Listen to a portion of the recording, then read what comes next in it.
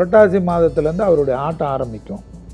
அவர் நிறைய பேர் வந்து எல்லாரும் சொல்லுவாங்க, இந்த தமிழ்நாடு அரசியல் நானே ஒரு கட்சியில் இருக்கிறேன், நானே இருக்கிறேன், எங்கள் கட்சியில் இருக்கவங்க சரி, கூட்டணி கட்சியில் இருக்கவங்கெல்லாம் சரி, அண்டர் எஸ்டிமேட் விஜய் பண்ணால் ரொம்ப கஷ்டப்படுவோம்.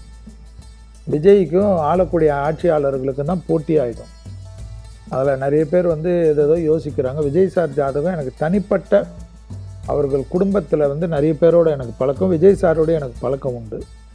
ஸோ நான் அரசியலில் வேறு இருக்கலாம், எனக்கு நிறைய பேரோட தனிப்பட்ட பழக்கம். அவருடைய ஜாதக நீச்சபங்க ராஜயோகன்றது பர்ஃபெக்டாக ஞாபகம் வச்சுக்கோங்க. அந்த நீச்சபங்க ராஜயோகம் கரெக்டாக வேலை செய்யும், தோக்காது. ஸோ விஜய் சார் இது வந்து கரெக்டாக இப்போதைக்கு அவர் ஒரு வலிமை மிக்க ஒரு ஜாதகமாக அவருடைய ஓட்டு வங்கியெல்லாம் என்னை பொறுத்த வரைக்கும் இப்போதைக்கே நான் பார்த்த வரைக்கும், இன்னும் தேர்தலுக்கு இன்னும் நிறைய நாள் இருக்குது. நிறைய பேர் 7%, 8%, 5% வாங்க. என்னை பொறுத்த வரைக்கும் 18% கிராஸ் பண்ணிவிட்டு ஓடிட்டுருக்காரு.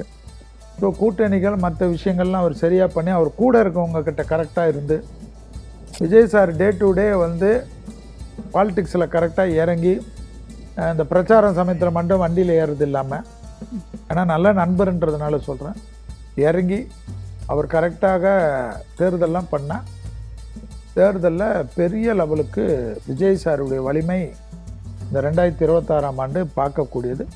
தேகாருக்கும் அவங்கவுங்க தான் பார்த்துக்கணும், அதுக்கு நாங்கள் ஒன்றும் பண்ண முடியாது. கரெக்ட். நாங்கள்லாம் ஜோதிடர்கள் தான். நீங்கள் வேணுமா மருத்துவர்களை வச்சு மற்ற நிகழ்ச்சி பண்ணிக்கலாம். ஸோ இது மட்டும் அவருடைய இது வந்து டாக் ஆஃப் த இந்தியாவை தான் அவருடைய வளர்ச்சி இருக்கும். கூட்டணி அவர் எப்படி வைக்கிறாருன்றது தான் முக்கியம். அது அவரோட. ஆமாம், கூட்டணி வைக்கிறது வந்து எவ்வளோ பொறுத்து. இல்லைன்னா அவர் வந்து ஸ்பாய்லராக தான் இருப்பார். ஓகே, அவர் பெரிய ஸ்பாய்லராக இருப்பார். அது ஆளக்கூடியவங்களுக்கு பெரிய வலிமையாக, அவங்களாம் எதிர்பார்க்காத வெற்றியை ஆளக்கூடியவர்களுக்கு இவருடைய ஸ்பாய்லர்ஸ் இருக்கும்.